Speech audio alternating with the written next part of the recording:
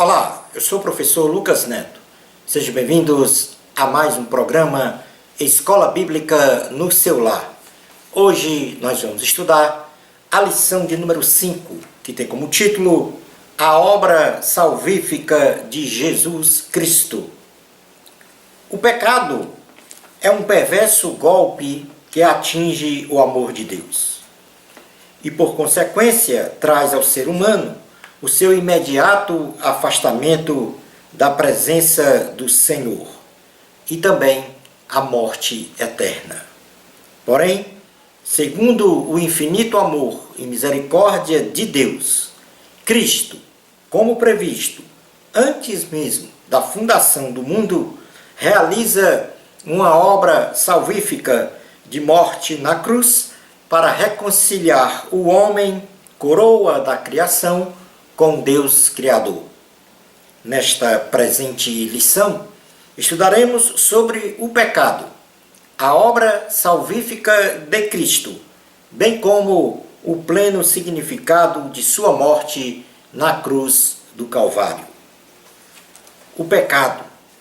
A Bíblia Sagrada descreve claramente o pecado como o erro do alvo, a falsidade, a violação da verdade dos preceitos divinos, revolta, maldade, desobediência, transgressão, ilegalidade, iniquidade e injustiça.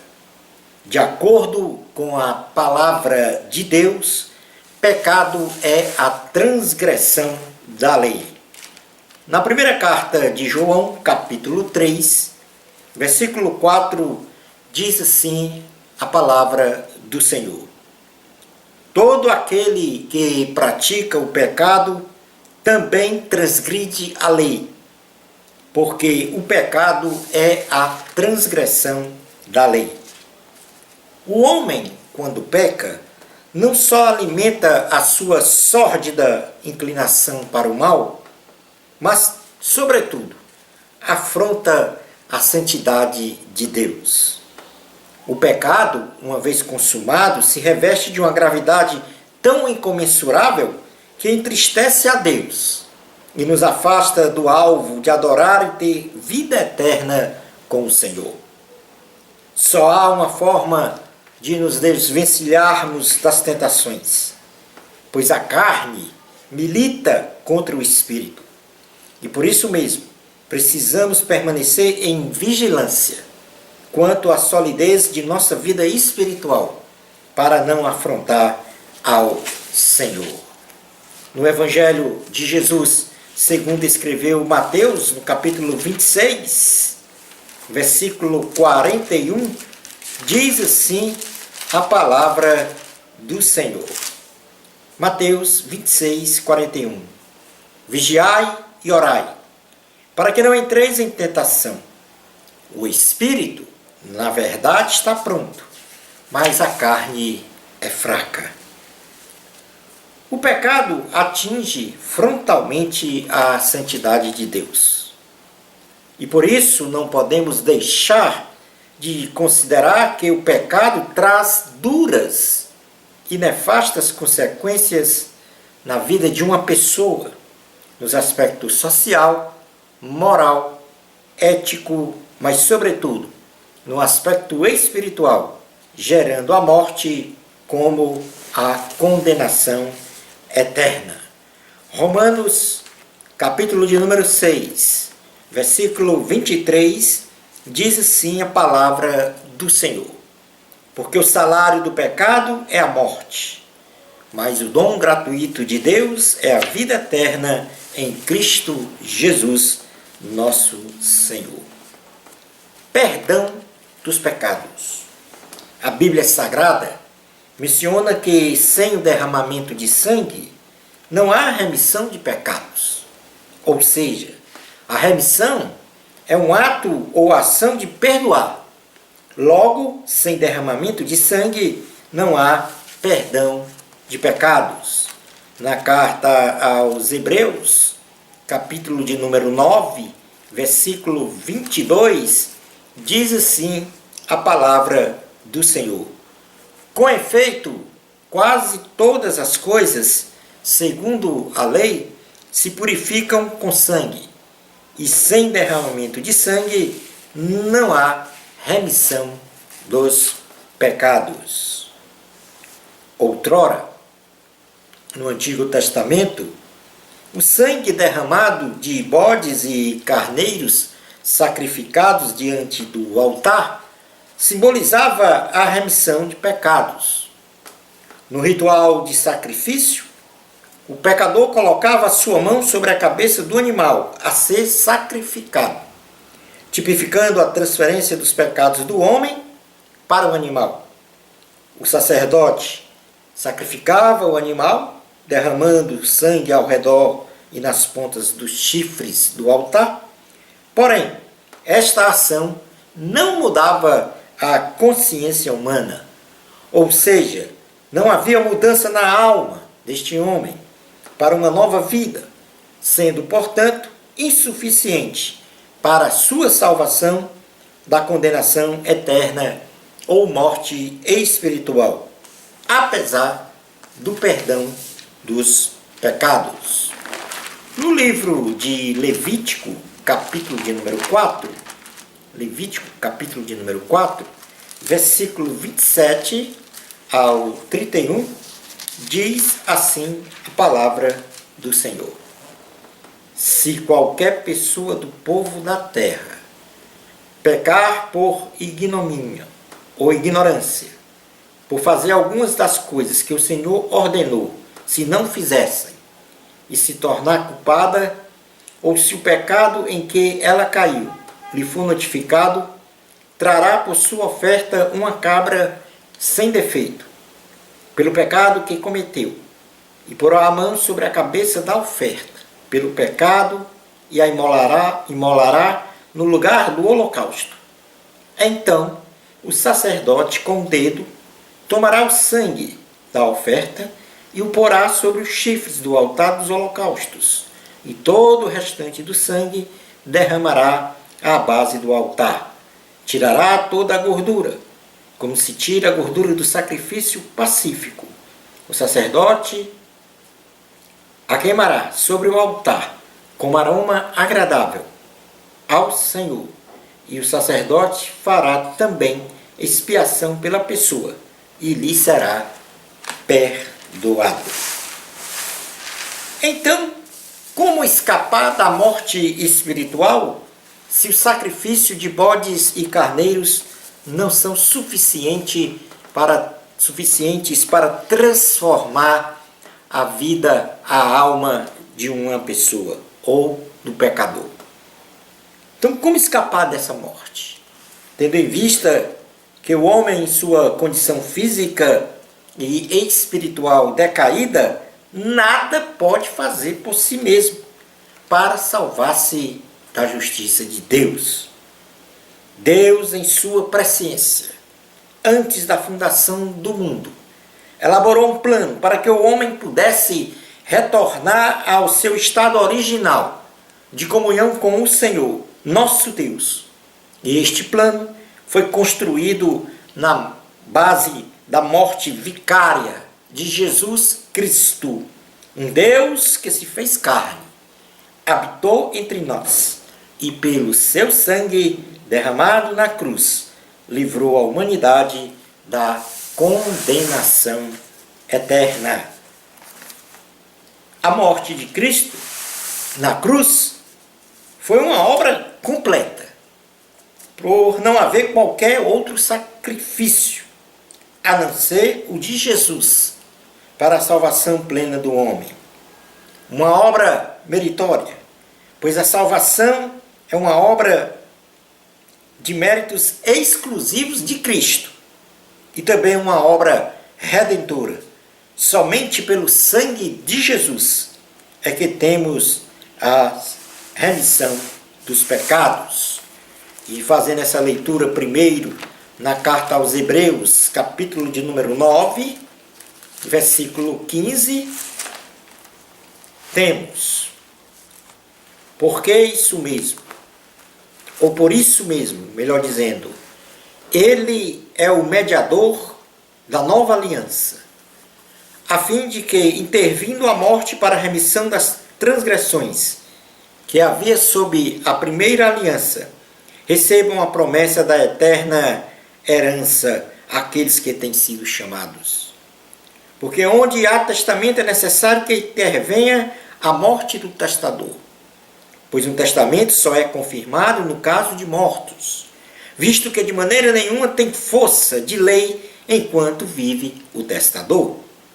Pelo que nem a primeira aliança foi sancionada sem sangue, porque havendo Moisés proclamado todos os mandamentos segundo a lei a todo o povo, tomou o sangue dos bezerros e dos bodes, com água e lã tinta de escarlate e sopo, e aspergiu não só o próprio livro, como também sobre todo o povo, dizendo: este é o sangue da aliança, a qual Deus prescreveu para vós outros. Igualmente também aspergiu com sangue o tabernáculo e todos os utensílios do serviço sagrado. Com efeito, quase todas as coisas, segundo a lei, se purificam com sangue, e sem derramamento de sangue não há remissão de pecados.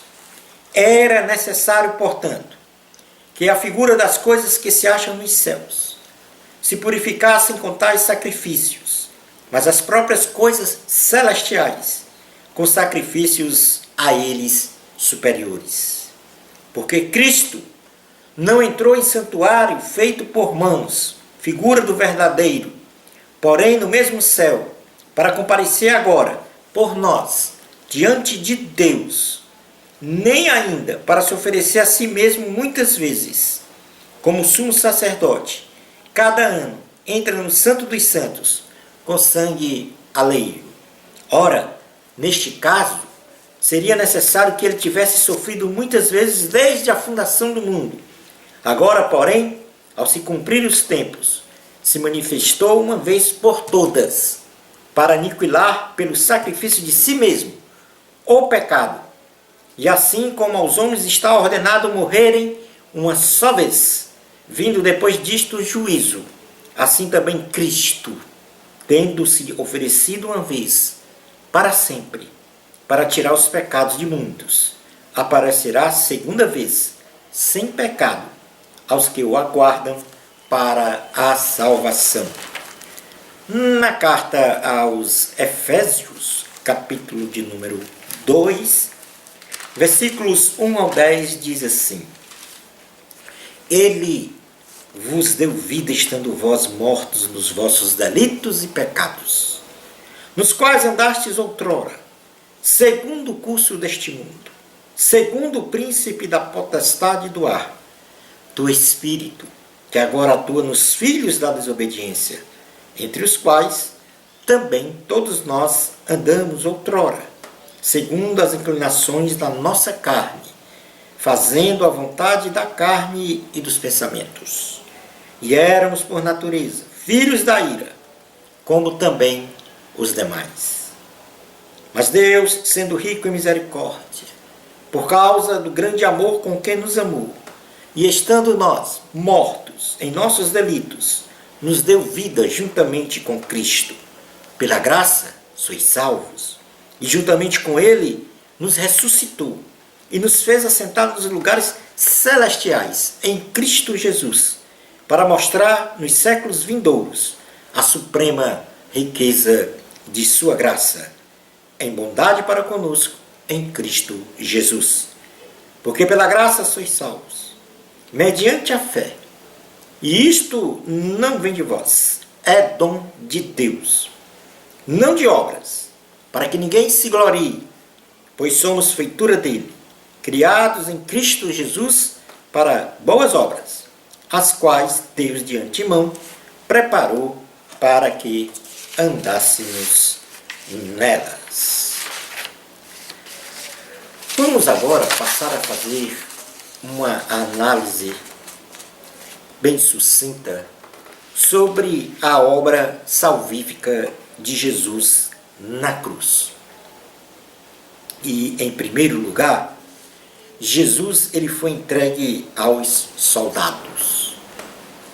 Os soldados tomaram a Jesus, o despiram e o cobriram com um manto escarlate. Teceram uma coroa de espinhos e puseram sobre sua cabeça. E colocaram na sua mão direita um caniço e escarneceram de Jesus. Vestiram-no com suas próprias vestes, então, e o levaram para ser crucificado. Simão, um cirineu, carrega a cruz de Cristo. Nós estamos agora relatando todos os acontecimentos da crucificação de Cristo, ou seja, da sua obra salvífica na cruz. Simão Cirineu carrega a cruz de Cristo. Jesus muito fragilizado fisicamente e emocionalmente não tendo forças para carregar a cruz. Então os romanos obrigam a Simão, um cirineu, que vinha do campo, a carregar a cruz de Cristo. No caminho da cruz, houve a lamentação das mulheres. As mulheres, muito provavelmente as que o acompanhavam em seu ministério, choravam e batiam nos peitos pelo sofrimento de Jesus. Entretanto, o Mestre profetiza que elas deviam chorar por elas mesmas, pois Jerusalém seria destruída, e muitas preferiram as catástrofes naturais do que viver em uma Jerusalém destruída. Contemporaneamente, isso tipifica as demais gerações e o dia do juízo final. Deram uma bebida entorpecente a Jesus. Era comum dar aos condenados à cruz bebidas entorpecentes para aliviar ou neutralizar as dores. Porém, Jesus rejeitou esta bebida, pois deveria estar sóbrio e consciente em sua missão. Outro acontecimento da obra salvífica de Jesus na cruz foi a repartição das vestes e da túnica de Jesus entre os soldados. Os soldados repartiram as vestes de Jesus para o cumprimento da profecia do Salmo número 22, versículo 18, pois era prerrogativa dos executores se apropriarem das vestes das pessoas crucificadas. A crucificação de Jesus entre os dois malfeitores. Jesus foi crucificado entre dois ladrões, para o cumprimento da profecia de Isaías, capítulo 53, versículo 12. Os homens zombavam de Jesus Cristo na cruz.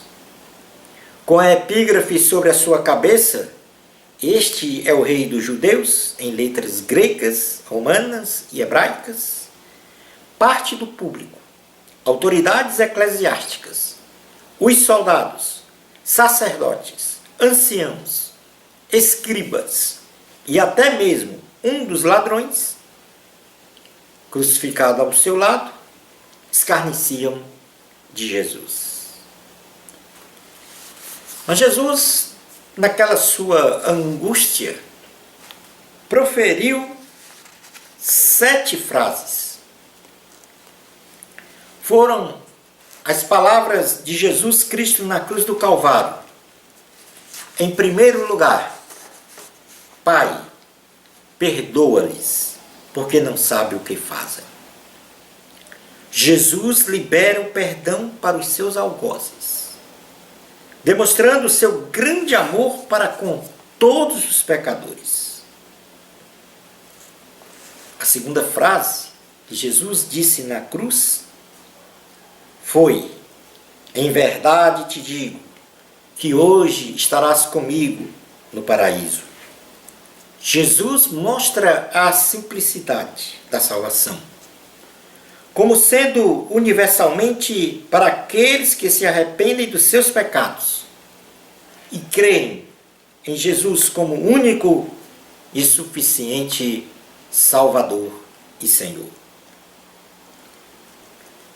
Terceira frase de Jesus na cruz: mulher, eis aí o teu filho, eis aí a tua mãe.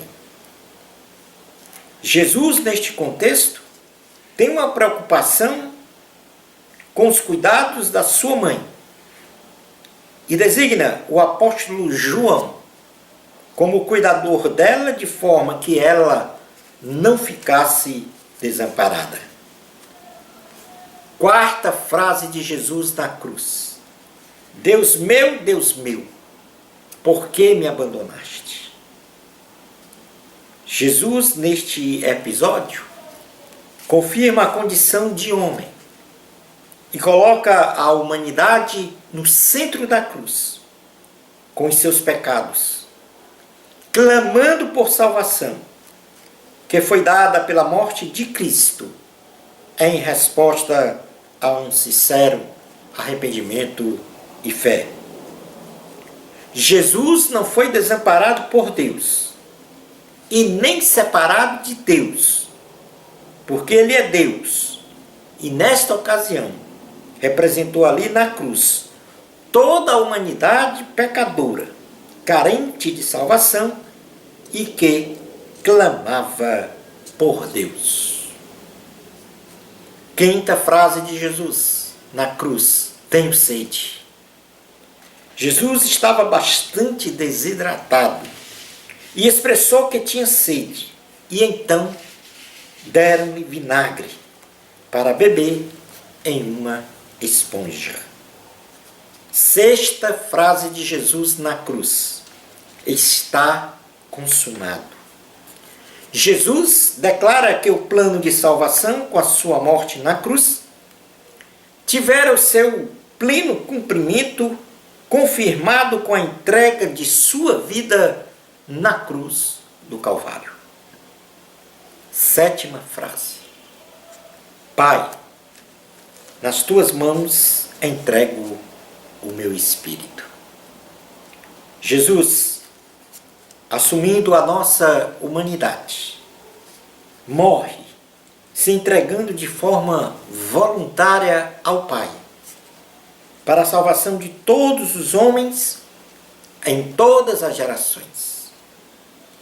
Jesus morreu para posteriormente provar que é possível vencer a morte, ressurgindo pelo amor e benevolência de Deus Pai.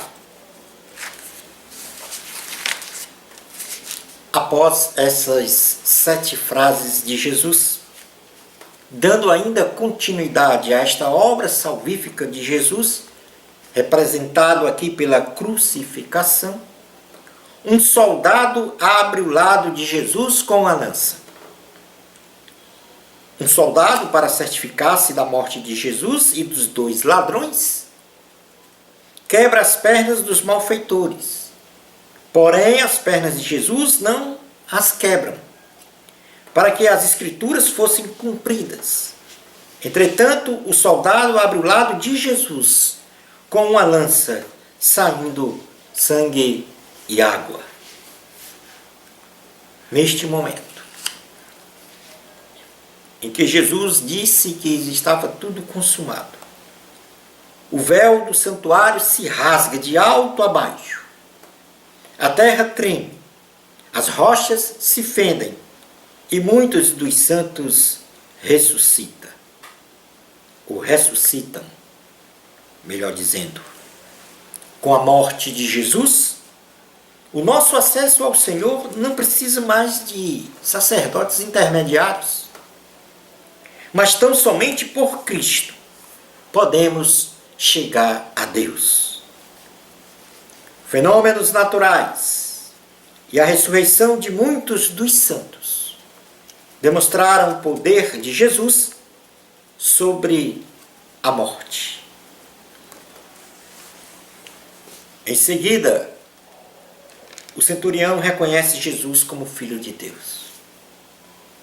Testemunhas oculares de todos os acontecimentos reconheceram Jesus como sendo verdadeiramente o Filho de Deus. Após a morte na cruz, ocorre o sepultamento de Jesus. Jesus foi retirado da cruz a pedido de José de Arimateia, a Pôncio Pilatos, e sepultado em um sepulcro sob guarda vigiada, a pedido dos sacerdotes e fariseus, pois haviam lembrado que Jesus ressuscitaria ao terceiro dia, e para evitar a retirada do corpo de Jesus pelos seus discípulos, puseram guarda em frente ao túmulo. Uma curiosidade importante no sepultamento de Jesus é que ele foi sepultado num túmulo novo, num túmulo pertencente a José de Arimateia. Ou seja, ninguém ali havia ainda sido sepultado. É para que não restasse nenhuma dúvida, ou não restassem dúvidas, de que Cristo ressuscitou. Porque se lá tivessem sido sepultados mais pessoas, haveria lá ossos, restos mortais. Mas Cristo foi sepultado em um sepulcro novo, para provar que na abertura do seu sepulcro, da grande pedra, quando lá foram verificar, só havia as vestes de Jesus, pois ele havia ressuscitado ao terceiro dia, vencendo a morte, por mim e por você. Mas, dentro deste contexto da obra salvífica que nós narramos, e aqui nós queremos deixar os registros bíblicos de tudo isso que eu mencionei, tudo que eu falei aqui, estas etapas, esses acontecimentos, estão escritos no Evangelho de Jesus, segundo escreveu Mateus, no capítulo 27, no Evangelho de Jesus, segundo escreveu Lucas, capítulo 23, no Evangelho de Jesus, segundo escreveu João, no capítulo 9, e no Evangelho 19, melhor dizendo, no capítulo 19, João 19, e no Evangelho de Jesus, segundo escreveu Marcos, no capítulo 15. Portanto, estes são os registros de tudo o que eu falei aqui. Por causa da exiguidade do tempo, não temos então condições de ler todos esses textos, comprovando então os acontecimentos aqui, em número, no caso, de 11 acontecimentos e mais 7 frases que Jesus proferiu na cruz. Mas qual é o significado da morte de Cristo? A morte de Jesus na cruz era o centro de sua missão. E Jesus tinha a plena consciência de sua missão. No Evangelho de Jesus, segundo escreveu Lucas, no capítulo 18, versículos 31 a 34, nós vamos contemplar exatamente isso, quando diz: tomando consigo os 12, disse-lhes Jesus: eis que subimos para Jerusalém, e vai cumprir-se ali tudo quanto está escrito por intermédio dos profetas, no tocante ao Filho do Homem. Pois será ele entregue aos gentios, escarnecido, ultrajado e cuspido. E depois de o açoitarem, tirar-lhe-ão a vida, mas ao terceiro dia ressuscitará. Eles, porém, nada compreenderam acerca destas coisas, e o sentido destas palavras era-lhes encoberto, de sorte que não percebiam o que ele dizia. Jamais poderemos conhecer a Cristo se primeiro não tivermos a compreensão plena do que ocorreu na cruz. Este é outro significado da morte de Cristo. Jamais vamos conhecer se nós não tivermos a compreensão plena do que ocorreu lá na cruz. Carta aos Gálatas, capítulo 6, versículo de número 11 ao 18, diz assim a palavra do Senhor. Gálatas, capítulo 6, versículos 11 ao 18. Vede com que letras grandes vos escrevi de meu próprio punho. Todos os que querem ostentar-se na carne, esse vos constrange a vos circuncidardes, somente para não serem perseguidos por causa da cruz de Cristo. Pois nem mesmo aqueles que se deixam circuncidar guardam a lei. Antes querem que vos circuncideis, para se gloriarem na vossa carne. Mas longe esteja de mim gloriar-me, senão na cruz de nosso Senhor Jesus Cristo, pelo qual o mundo está crucificado para mim, e eu para o mundo. Pois nem a circuncisão é coisa alguma, nem a incircuncisão, mas o ser nova criatura. E a todos quantos andarem de conformidade com esta regra, paz e misericórdia sejam sobre eles e sobre o Israel de Deus. Quanto mais, ninguém me moleste, porque eu trago no corpo as marcas de Jesus.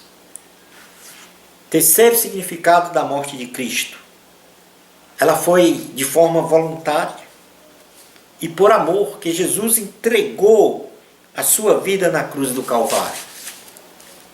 No Evangelho de Jesus, segundo escreveu João, capítulo 17, 10, melhor dizendo, versículo 17 e 18, diz assim a palavra do Senhor. Por isso, o Pai me ama, porque eu dou a minha vida para a reassumir. Ninguém a tira de mim. Pelo contrário, eu espontaneamente a dou. Tenho autoridade para a entregar e também para reavê-la. Este mandamento recebi de meu Pai. Quarto significado da morte de Cristo. Jesus morreu por nós para que fôssemos conduzidos a Deus, ou seja, reconciliados por Ele e por ter sofrido a nossa morte. Ele carregou sobre si os nossos pecados, numa nova e perpétua aliança. No livro de Jeremias, o profeta, nós temos no capítulo de número 31, Jeremias 31, versículos 31 ao 34, a seguinte palavra do Senhor. Eis aí vem dias, diz o Senhor, em que firmarei nova aliança com a casa de Israel e com a casa de Judá. Não conforme a aliança que fiz com seus pais, não no dia em que os tomei pela mão, mas para os tirar da terra, do Egito, porquanto eles anularam a minha aliança, não obstante eu os haver desposado, diz o Senhor. Porque esta é a aliança que firmarei com a casa de Israel, depois daqueles dias, diz o Senhor. Na mente lhes imprimirei as minhas leis, também no coração lhes inscreverei. Eu serei o seu Deus e eles serão o meu povo. Não ensinará jamais cada um ao seu próximo, nem cada um ao seu irmão, dizendo: conhece ao Senhor, porque todos me conhecerão, desde o menor até o maior deles, diz o Senhor, pois perdoarei as suas iniquidades, e dos seus pecados jamais me lembrarei. Em quinto e último lugar, o significado da morte de Cristo. Jesus morreu na cruz do Calvário para nos dar vida eterna, isto é, foi um ato de amor que provocou a nossa redenção eterna.